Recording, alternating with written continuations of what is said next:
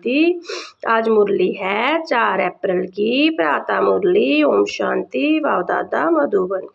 मीठे बच्चे अल्फ और बे को याद करो तो रमणीक बन जाएंगे। बाप भी रमणीक है तो उनके बच्चे भी रमणीक होने चाहिए।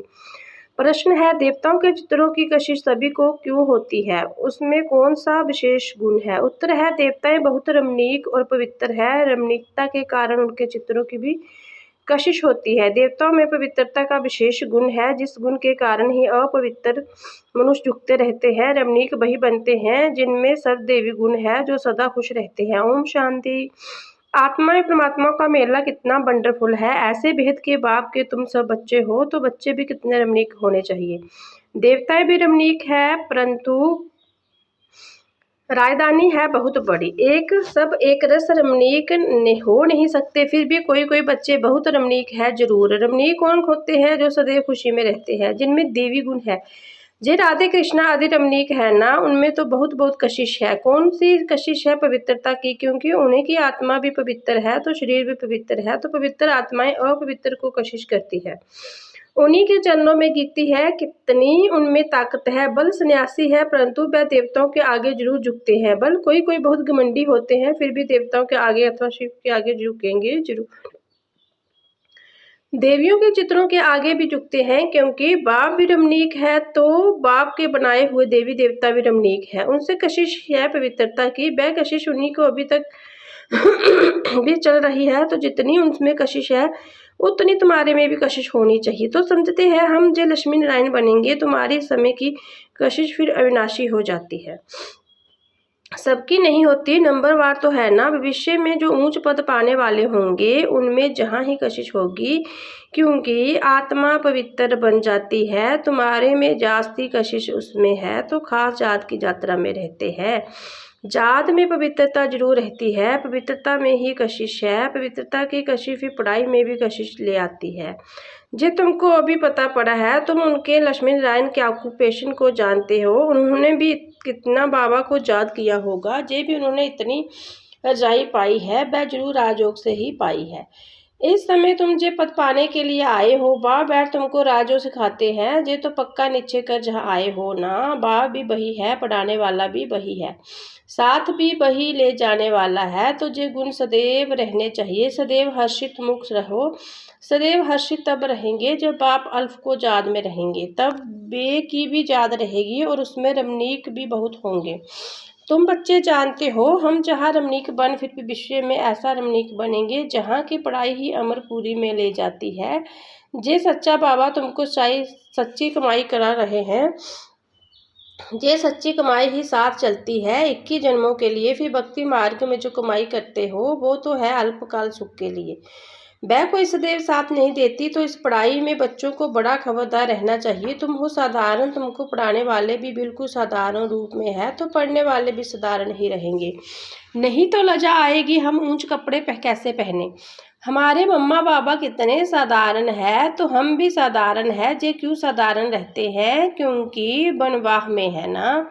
अभी तुमको जाना है, जहाँ कोई शादी नहीं करनी है वो लोग जब शादी करते हैं तो कुमारी वनवाह में रहती है, मैले कपड़े पहनती, तेल आदि लगाती है, क्योंकि ससुरघर जाती है, ब्राह्मण द्वारा संगाई होती है। तुमको भी जाना है ससुरघर, रावणपुरी से रामपुरी अथवा विष्णुपुरी में जाना है। तुझे वनवाह का रिवाज इसलिए रखा है कि कोई भी अभिमान देह का व कपड़ा आदि का ना आए।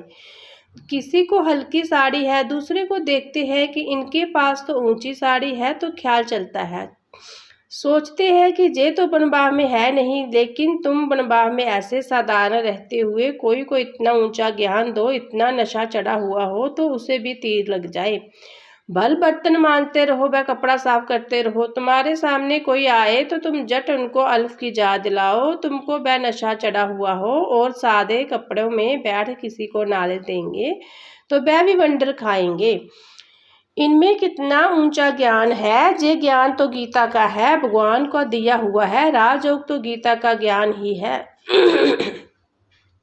तो ऐसा नशा चढ़ता है जैसे बाबा अपना मिसाल बताते हैं। समझो हम बच्चों के साथ कोई खेल कर रहा हूँ, कोई जिज्ञासु सामने आ जाता है तो जट उनके बाबा का परिचय देता हूँ, जो कि ताकत जोग बल होने के कारण वह भी वहाँ ही खड़ा हो जाएंगे तो वंडर खाएंगे कि जे इतना साधारण, इसमें इतनी ताकत, फिर वह कुछ भी बोल नहीं सकेंगे, मुख में कोई बात निकलेगी नहीं। जैसे तुम वाणी से परे हो वैसे वह भी वाणी से परे हो जाएंगे। जे नशा अंदर में होना चाहिए।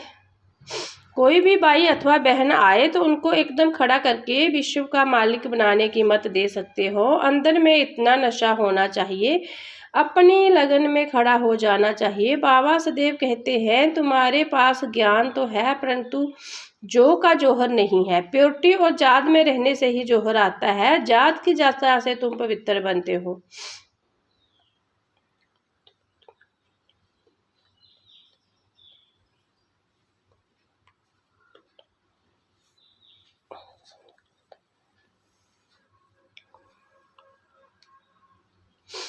जात की यात्रा से तुम पवित्र बनते हो, ताकत मिलती है। ज्ञान तो है धन की बात। जैसे स्कूल में पढ़कर MA BA आदि करते हैं तो इतने फिर पैसा मिलता है। जहाँ की दूसरी भारत है। भारत का प्राचीन योग तो मशहूर है, जे है जात।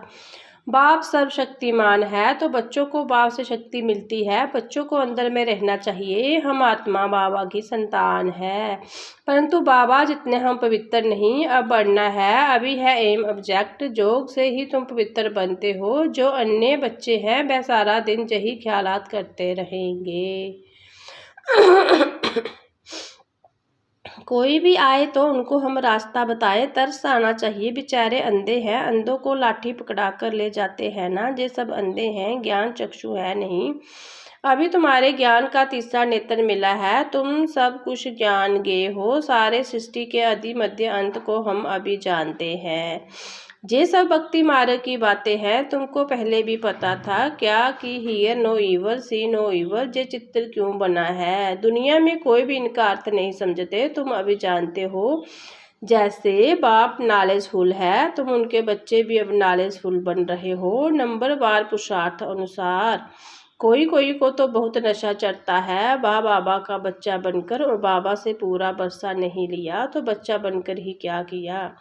रोज रात को अपना पोता मेल देखना है। बाबा व्यापारी है ना, व्यापारियों का पोता मेल निकालना सहज होता है। गवर्नमेंट सर्वेंट का पोता मेल निकालना नहीं आता है ना। वह सौदागर होते हैं। व्यापारी लोग अच्छा समझेंगे तुम व्यापारी हो। तुम अपने नफ़े नुकसान को समझते हो। रोज खाता देखो, मुरादी संभालो।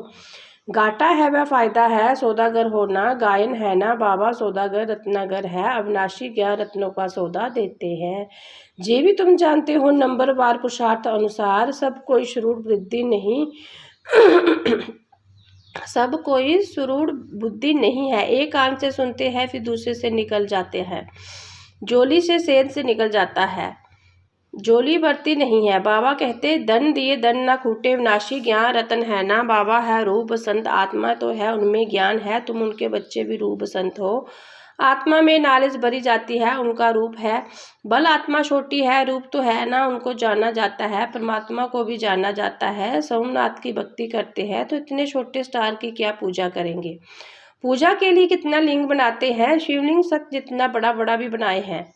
जू तो छोटा परंतु मर्तबा तो ऊंचा है ना। बाप ने कल पहले भी कहा था कि इन जप तप आदि से कोई प्राप्ति नहीं होती। जे सब करते नीचे ही गिरते जाते हो, सीढ़ी नीचे ही उतरते हो। तुम्हारी तो अब चढ़ती कला है। तुम ब्राह्मण पहले नंबर के जिन हो। कहानी है ना, जिन ने कहा हमको काम नहीं देंगे तो खा जाएंगे, तो इनको काम दिया। सीढ़ी चढ़ो और उतरो तो उनको काम मिल गया। बाबा ने भी कहा है कि जे बेहद की सीढ़ी तुम उतरते हो फिर चढ़ते हो, तुम ही फुल सीढ़ी उतरते और चढ़ते हो।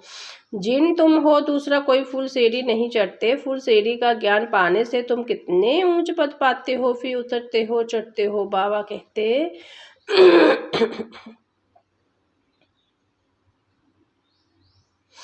मैं तुम्हारा बाप हूँ, तुम मुझे पतिति पावन कहते हो ना। मैं सर्वशक्तिमान आलमाइटी हूँ, क्योंकि मेरी आत्मा सदैव 100% पवित्र रहती है। मैं विंदी रूप अथॉरिटी हूँ, सब शास्त्रों का राज ना जानती हूँ। जे कितना वंडर है, जे सब वंडरफुल ज्ञान है। ऐसे कभी सुना नहीं होगा कि आत्मा में 84 जन्मों का विनाशी पाठ है। वह कभी घिसता नहीं है, चलता ही आत्मा है। 84 जन्मों का चक्कर फिरता आता है, 84 जन्मों का रिकॉर्ड भरा हुआ है। इतनी छोटी आत्मा में इतना ज्ञान है। बाबा मैं भी हूँ, मैं भी है तो तुम बच्चे भी है। कितना पाठ बजाते हैं, जे पाठ कभी मिटने का नाम नहीं। आत्मा इन आंखों से देखने में नहीं आती है बिंदी।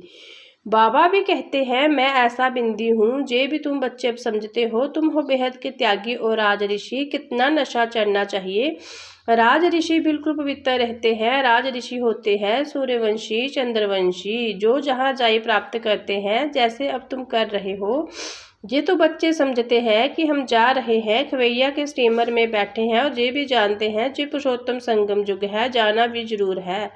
पुरानी दुनिया से नई दुनिया में बाया शांति धाम, जे सदैव बच्चों की बुद्धि में रहना चाहिए। जब हम सतयुग में थे तो कोई खंड नहीं था, हमारा ही राज्य था। अब फिर से जोग बल से अपना राज्य ले रहे हैं, क्योंकि समझाया है जोग बल से ही विश्व की ऊंचाई पा सकते हैं, बाहुबल से कोई नहीं पा सकते। जे बेहद का ड्रामा है, खेल बना हुआ है।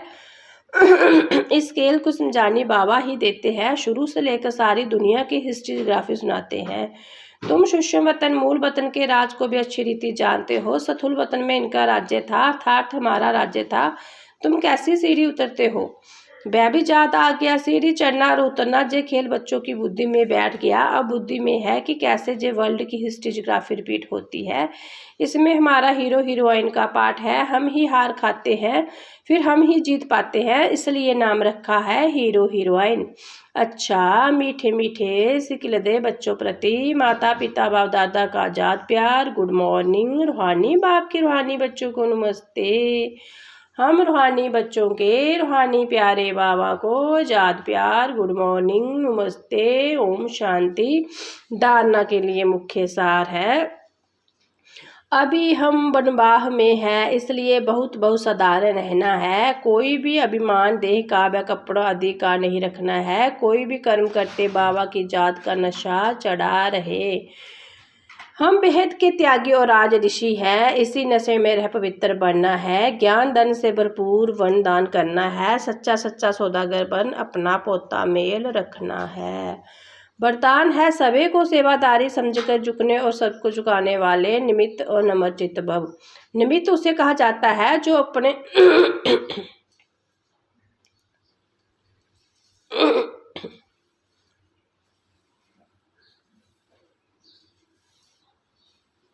निमित्त उसे कहा जाता है जो अपने संकल्प व हर कर्म को बाप के आगे अर्पण कर देता है। निमित्त बनना अर्थात अर्पण होना, और नमर्चित वह है जो झुकता है। जितना संस्कारों से संकल्पों में झुकेगा, उतना विश्व आपके आगे झुकेगी। झुकना अर्थात झुकाना, जे संकल्प भी ना हो कि दूसरे भी हमारे आगे कुछ तो झुके। जो सच्चे सेवादारी होते हैं वह सदैव झुकते हैं, कभी अपना रोब नहीं दिखाते। स्लोगन है अब समस्या स्वरूप नहीं, समाधान स्वरूप बनो। जे व्यक्ति सहारे महान बनने के लिए मधुरता नम्रता के गुणगान करो।